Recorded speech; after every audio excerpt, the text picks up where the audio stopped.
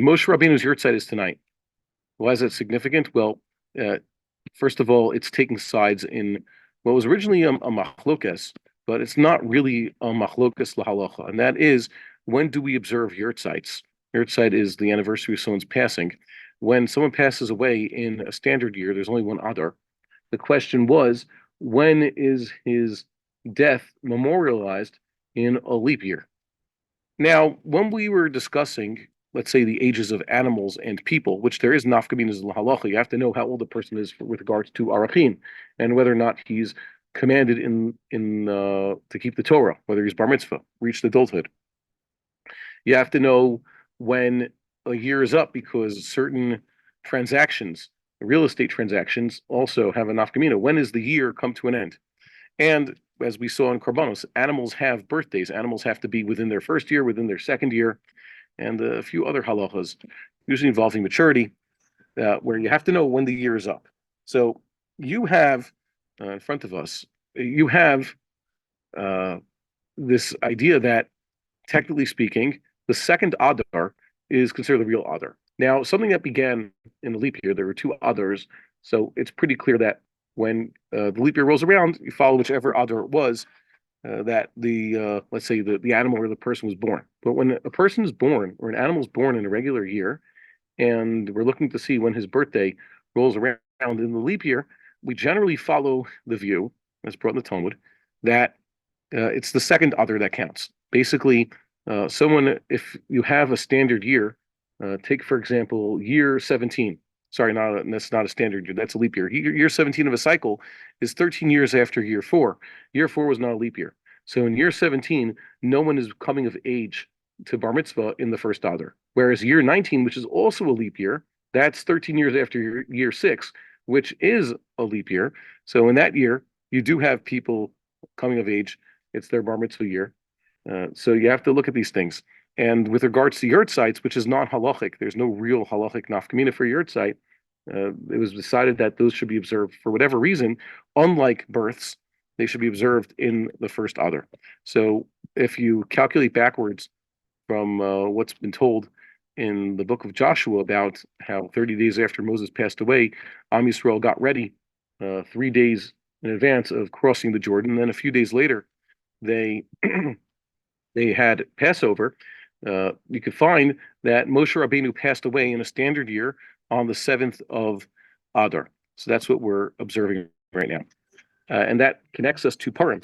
It used to be Purim could have been observed twice in 1 year. Now, how do you do that? Two Purims, how did that work? Well, nowadays we look at our calendar, we'll see that next week on Friday, if I'm not mistaken, is Purim Katan, minor Purim. What does that mean? It used to be when the Sanhedrin was deciding every month what an individual month starts, and also they could have chosen to intercalate a particular year. It's not that they were necessarily following this cycle that we follow now, that years 3, 6, 8, 11, 14, 17, and 19 are always leap years. That's the cycle. That's a later convention based on quite a few mathematical traditions, also things that the so-called Chachmei Avon, Greek, not necessarily from Greece, but Greek mathematicians came up with.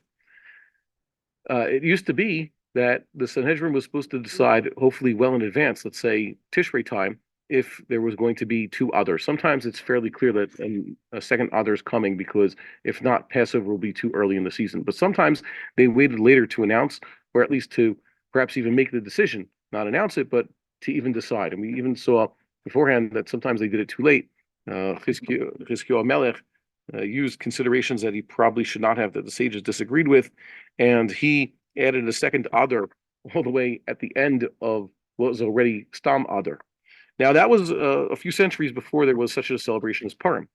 But considering all this, it could have been that there was Stam Adar, just the month after Shvat, and they observed Purim and Shushan Purim on the 14th and 15th. And for whatever reason, the decision was made that now they're going to add a second Adar. And the rule is Purim is supposed to be observed in the second Adar, the Adar closer to Nisan. So it turns out that what they did, their observance of Purim, was not for naught, but they're going to be observing Purim again. So they used to observe Purim twice.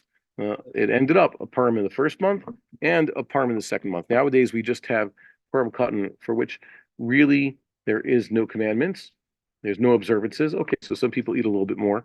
I remember someone pointing out that the way Judaism has evolved, it's going to become a chumrah, and then it's going to become a midas chasidus, and eventually everybody's going to start doing it until you're going to have to do it. And if you don't do it, you're some sort of kofar, because that's how midot chasidut work. Unfortunately, someone picks it up, and then too many people do it, and suddenly it becomes, well, now you have to do it. Everybody's obligated to do it, like our yarmulkes, for example. You know, this is the Vilna Gaon's perfect example. This was a midat chasidut, and now if you don't wear it, you're basically a kofar. And many people actually think that's their way of rebelling. They don't want to keep Shabbos and don't want to wear a yarmulke.